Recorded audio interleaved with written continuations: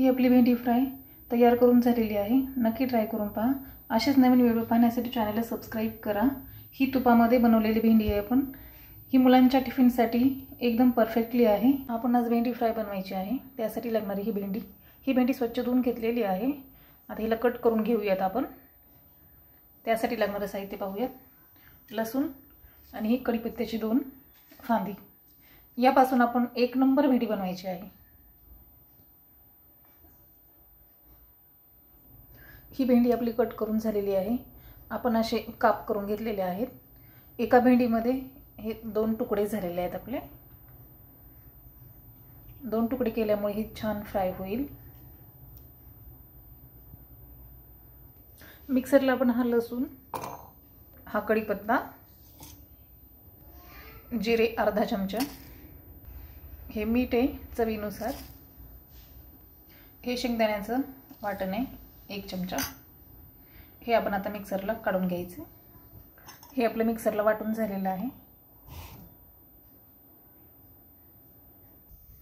आपण आता पॅन ठेवून घेतलेला आहे। हा आपण हे तूप घालत आहोत। तूप घालायचं आपल्याला।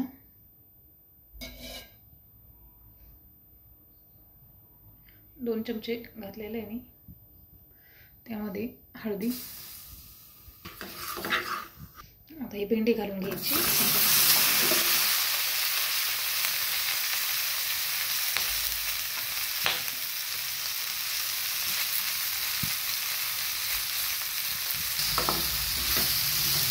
भेंडी ही तुपामध्ये घातल्यामुळे छान असं सुगंध येत आहे।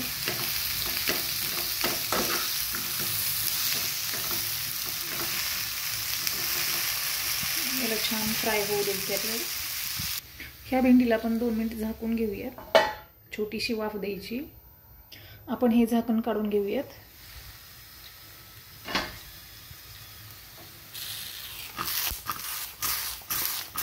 छान अशी फ्राय झालेली आहे ही भेंडी।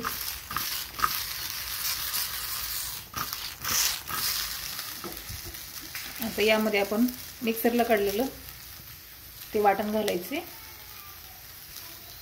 कमी गॅसवर ठेवूयात। आपण हा मिक्सरला वाटून घेतलेला वाटण घालायचं।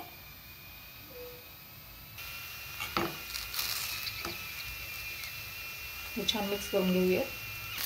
हे आपलं छान मिक्स करून झालेलं आहे। याला आता आपण 2 मिनिटं झाकून ठेवायचं।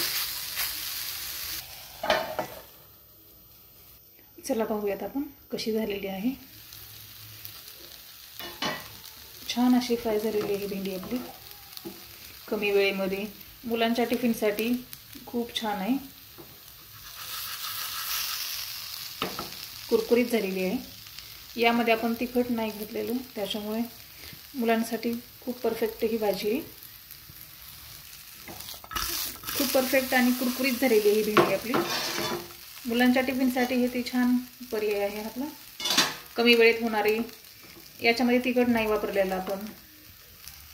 चला ही भेंडी काढून घेऊयात आपण।